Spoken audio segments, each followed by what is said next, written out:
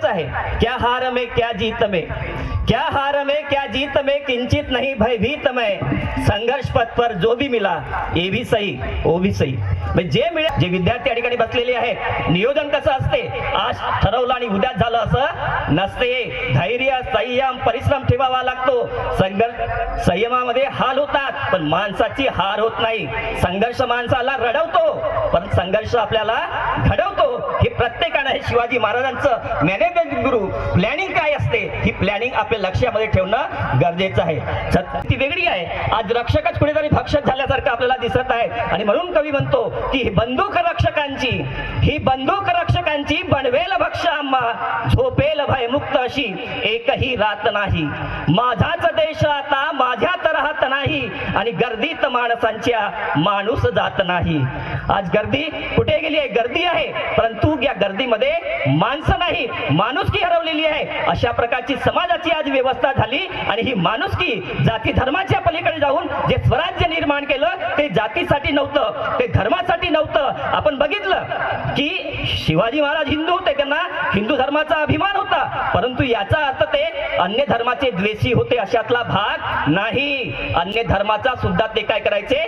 सन्मान करायचे. आणि म्हणून आपण सुद्धा जाती पातीमध्ये धर्मामध्ये संघर्ष न करता एक मानवतेचा धर्म म्हणून पुढे जाणं गरजेचं आहे. म्हणून कवी मंगेशकर गाडवर म्हणतात की कोलाहलात साऱ्या, या कोलाहलात साऱ्या माणूस शोधतो मी, गर्दीत माणसांच्या माणूस शोधतो मी.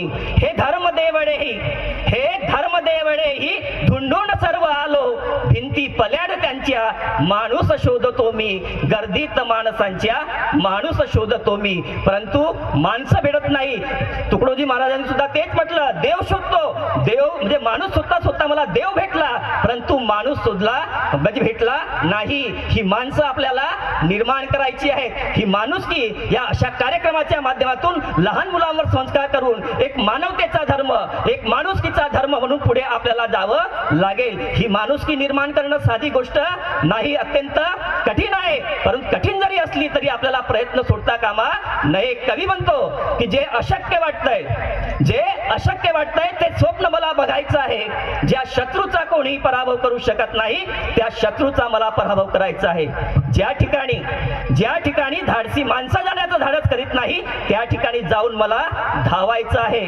जेव्हा माझे पाय थकलेले आहेत, हात थकलेला आहे, संपूर्ण शरीर थकलेलं आहे, पण समोर जर मला माझं यश दिसत असेल तर त्या यशाकडे एक एक पाऊल पुढे टाकायचं आहे. यासाठी मला कुठलंही कारण सांगता येणार नाही, कुठलाही थांबा घेता येणार नाही. आणि शेवटी म्हटलं आहे, कार्ल मार्क्सचे वाक्य लक्षात घ्या, जो थांबला तो संपला. म्हणून आपल्याला थांबायचं नाही. ही माणुसकीचं जे व्रत आहे हे आपल्याला पुढे न्यावं लागेल. सरांनी सांगितले मैत्री कशी असावी तर छत्रपती संभाजी महाराज आणि कवी कलशासारखी असावी. असं म्हणतात की मित्र वनव्यामध्ये गारव्यासारखा. मग कवी कलश असेल किंवा छत्रपती संभाजी महाराज असतील, यांची मैत्री ही खऱ्या अर्थानं जगातली आदर्श मैत्री मानली जाते. हा जो कवी कलश म्हणतो, लक्षात घ्या, या विद्यार्थी सुद्धा आहेत की कोणतंही यश हे परिस्थितीवर नसतेच, ते मनस्थितीवर असते. मनस्थिती जर मजबूत असेल तर आपण यशस्वी होऊ शकतो. हा कवी कलश म्हणतो, मन के जीते जीत है, मन के जीते जीत है, मन के हारे हार, हार गए जो बिन लड़े उन पर है धिक्कार. तुम माटी के लाल हो, कोई कंकड़ या धूल नहीं, तुम समा बदल के रख दोगे, इतिहास लिखोगे भूल नहीं. तुम भोर का पहला तारा हो, परिवर्तन का एक नारा हो, कुछ पल का ये अंधेरा है, फिर सब कुछ तुम्हारा है. छत्रपती शिवाजी महाराजांचा आपण विचार करतो तेव्हा एक आदर्श राजा, एक आदर्श पुत्र, एक आदर्श पिता आणि एक आदर्श पती म्हणून छत्रपती शिवाजी महाराज. जेवढे चांगले गुण आहेत त्या सगळ्या गुणांचा संगम जर काही असेल तर ते कोण आहेत? आपले छत्रपती शिवाजी महाराज. आणि म्हणून जगातला आदर्श राजा म्हणून या छत्रपती शिवाजी महाराजांची आपण जयंती करतो. 396 वर्ष झाली. या 396 वर्षानंतरही या राजाला आपण विसरू शकलो नाही आणि विसरणारे नाही. आणि म्हणून या राजाचा सन्मान सगळीकडे होणं आवश्यक आहे. आणि या